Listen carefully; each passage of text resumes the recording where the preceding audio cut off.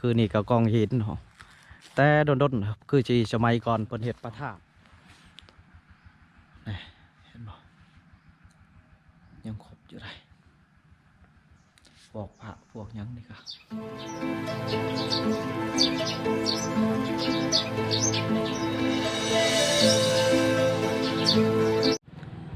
กับทักทายสบายดี FC ทางไทยและพังลาวเนาะกับวันนี้ก็มาพบกับซ่องบ่าวลำเงินคือเก่าอีกแล้วท่านผู้ชม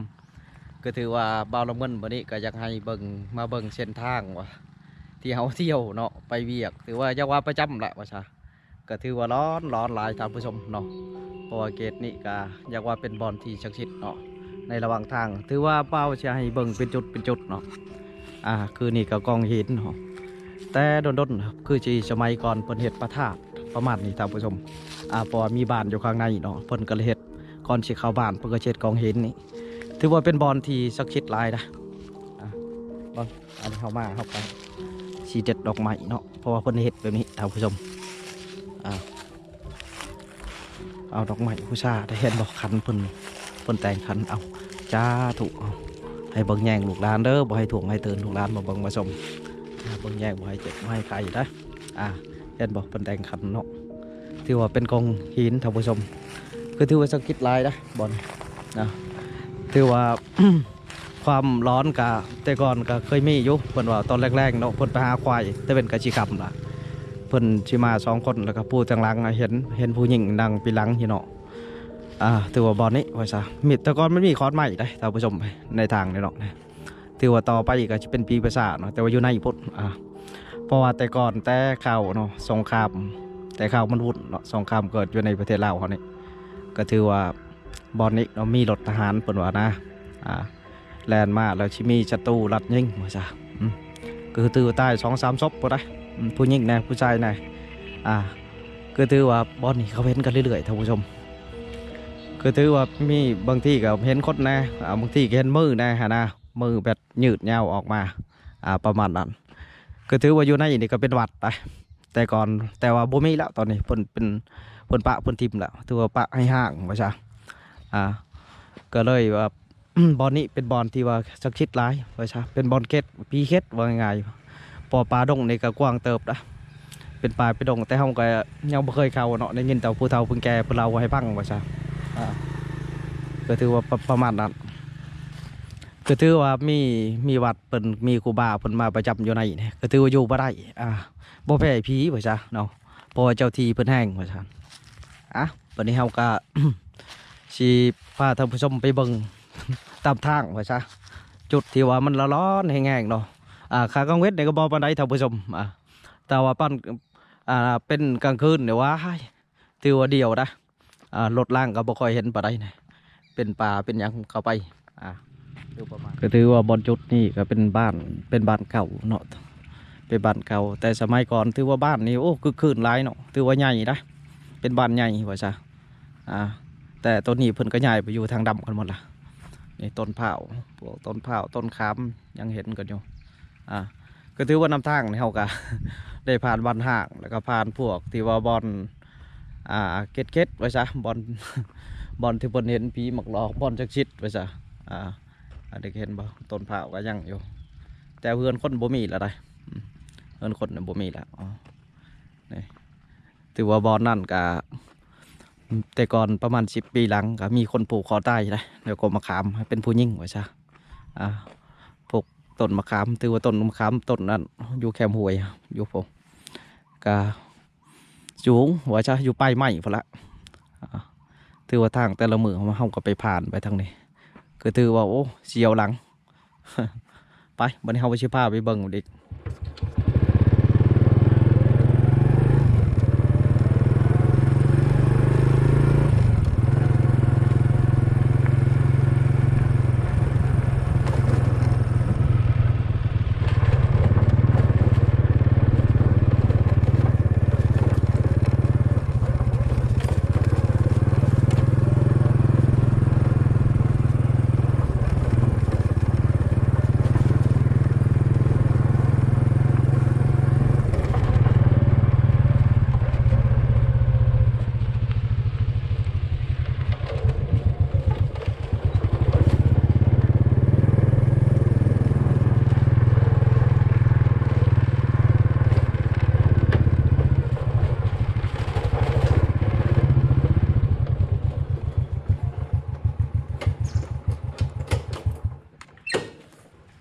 อ่ะก็ถือว่านี่เป็นวัดห้างเนาะถือว่าเพิ่นก็ใหญ่นี้ก็ถือว่าวัดนี่ห่างก่อนบ้านเลยท่านผู้ชมอ่าก็ถือว่าปีกายเฮาก็ได้ถ่ายให้ท่านผู้ชมเนาะคลิปเก่าแต่อันนี้เฮาก็สิถ่ายรวมๆให้เบิ่งอีกเทื่อนึงเนี่ยถือว่าบ่มีไผอยู่เนาะครูบาหยังกับบ่ได้อยู่ว่าซะอ้าวมาเฮาก็สิขอบเจ้าถิ่นเจ้าทานได้เพราะว่าสิ่งที่ตาบ่เห็นเฮาก็บ่อาจเห็นได้ท่านผู้ชมเฮาก็ต้องขอบไปก่อนฮะเอาเด้อเอาเจ้าถิ่นเจ้าทานบ่ให้หายได้ลูกหลานมาเบิ่งมาชมบ่ให้เกียรติให้หายให้อยู่ดีมีแรงปกปักรักษาเอาหมดทุกคนทั้งผู้เบิ่งและผู้ชมว่าจ้ะก็ถือว่าให้เบิ่งนำกันเนาะท่านผู้ชมเห็นบ่ที่เป็นความเก่าแก่ถือว่าเป็นวัดห่างแต่โดนๆผุปัดแล้วได้เนี่ยผุมาแล้วนะถือว่าเสานะครับปวกนะครับโอ้ยผุมาแล้วท่านผู้ชมผุมาแล้ว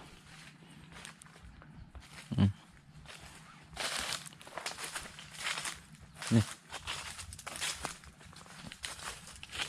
โอ้สิขึ้นดีกว่าน้องหรือเฮาสิขึ้นดีกว่าท่านผู้ชมพอมันอยู่ทางเฮาก็ยัดมันพวกไม้นี่นะหรือเมื่อเฮาก็สิบ่อยากกราบเลยพอเฮามาผู้เดียวเนาะเบิ่งนี่ขึ้นไปหลุดเบิ่งนำกันท่านผู้ชมเฮาก็สิลองเสียงถือว่ามาคนเดียวได้เห็นบ่มีไปมานำเฮาเนาะนะถือว่าคนเดียวถ้าว่ากลางคืนเฮาก็บ่กล้าเนาะไอ้กันแนวเฮาก็ใช้ไฟฉายนิดหน่อยนะขออนุญาตเด้อเจ้าถิ่นเจ้าทานขอขึ้นศาลได้ไปให้เกียรติเห็นบ่ท่านผู้ชมโอ้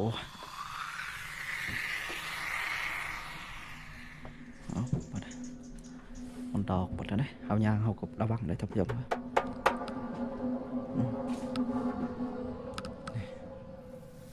ถูกโผล่ไปทำการเวลาท่านผู้ชมเอ้ยแต่ว่าก็ครบหมดแล้ว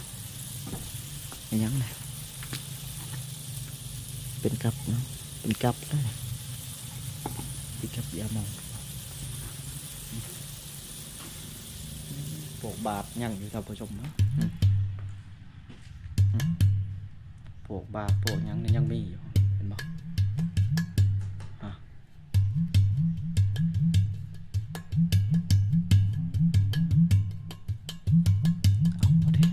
เข่าเลยท่านผู้ชมถือว่าเข่าทั้งวัน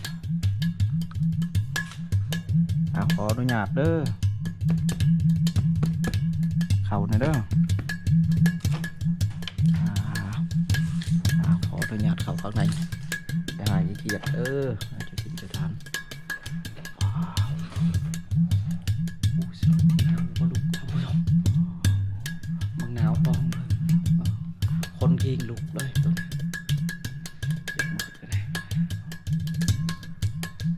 มือเขาเริ่มสั่นขออนุญาตเด้อบ่ได้มาลบดูบ่ได้มาลบกวดนะมันชี้หักเลยท่านผู้ชมลั่นหมดละเห็นบ่ก้อนยังครบนี่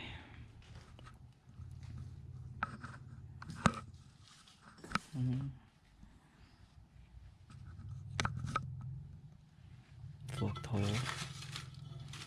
ยังอยู่พวกกับโอ้ตกใจโทรศัพท์ดัง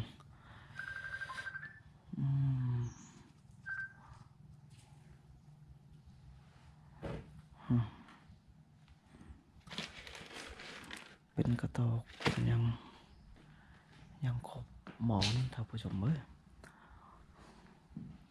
เขาค่อยๆย่างเนาะเพราะว่าใหม่เท่านี้มันโผล่มันสิอาจถล่มไหลนี่ของเห็นบ่ยังมีอยู่พวกของพวกยังได้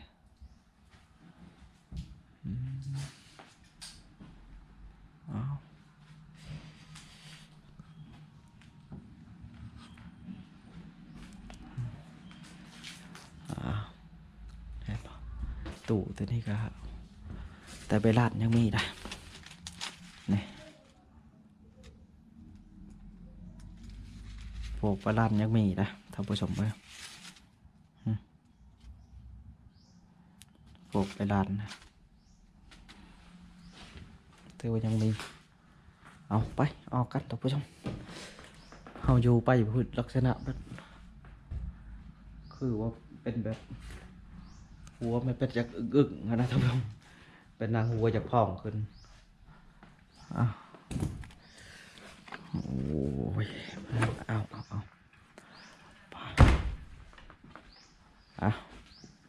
ที่ว่าแต่นี่พุมันละหักลงบนเห็นบ่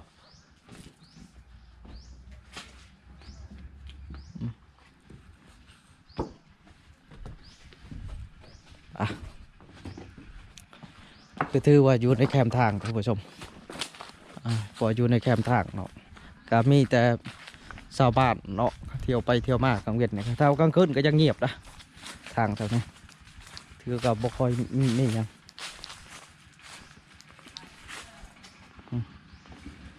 นี่คือตัวนี้ก็คือเพิ่นมีคนมากวาดท่านผู้ชมกวาดแต่ดนแล้วมันมีงัวมานอนเนาะคือชีแมนมันมีมังม่วงผมเอาขออนุญาตเอาผักเห็นไหมท่านผู้ชมผักก็ยังมีอยู่สาธุนี่เห็นบ่ยังครบอยู่เลยพวกผักพวกยังนี่ก็ผักนี่ครับยังมีอยู่ท่านผู้ชมแบบยังสมบูรณ์แบบนะนี่ไปเอาสีผ้าท่านผู้ชมได้ยางเบิ้งลักนี่บ่ฮู้ว่าตัวนี้สิขึ้นได้หรือเปล่าเพราะมันผุแห้งแล้วได้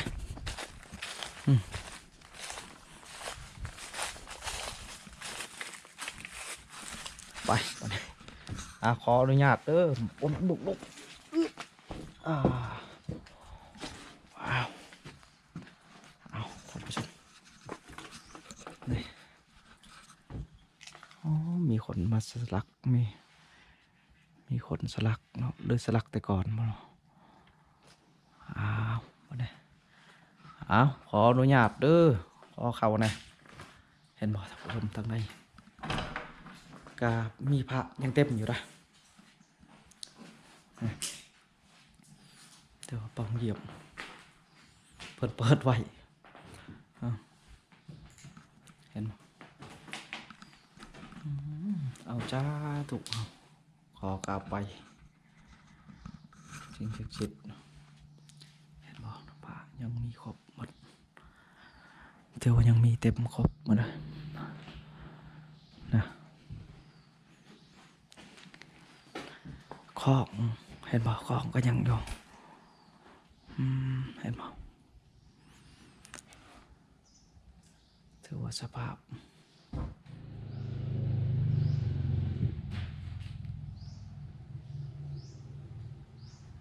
พวกหลังคาก็ยังดีอยู่ได้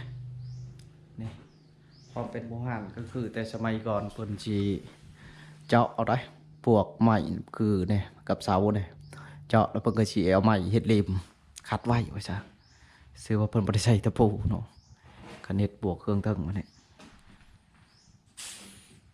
มาในเอาผ้ากันออกท่านผู้ชมถือประมาณนี้โอเคพบมาละ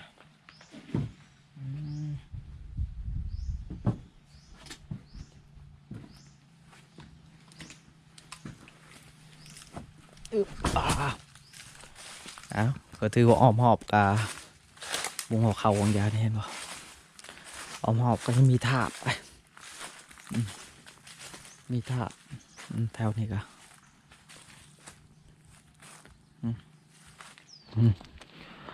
อ้อมหอบก็มีแต่ถาดแถวนี้เห็นป่ะถือว่าแต่เก่าๆหน่อยท่านผู้ชมถือว่าเกิดมากก็เห็นหลอดวัดนี่ว่าซะถือว่าแต่ดนแล้วพวกโถพวกกระดูกกับยังเห็นอยู่นะท่านผู้ชมเห็นบ่พ วกกระดูกอยู่ทางในอืมแล้วครับคือตัวนี้แตกแล้วกดที่เขาใส่มันแตกแล้วกระดูกก็เลยเกลือนออกนอกอันนะครับแม่นไม่หมดมีแต่ถือว่ามีแต่ ถาดทั้งหมดเลยท่านผู้ชมมันก็ทางแปะกันทางถือว่าทางเอาผ่านแต่ละคืนคือประมาณนี้พอเขาเอาได้ออกเวียกออกหยังเนาะเพราะว่าก็บ่มีเพื่อนคนใดแถวนี้คือจะเป็นป่าเป็นหยังไปแบบนี้แหละถือว่าประมาณนี้วันนี้ก็ถือว่าจะให้ท่านผู้ชมเบิ่งบรรยากาศกลางคืนตอนเขามา กลางคืนว่าจะให้ท่านผู้ชมเบิ่งต่อว่าจะ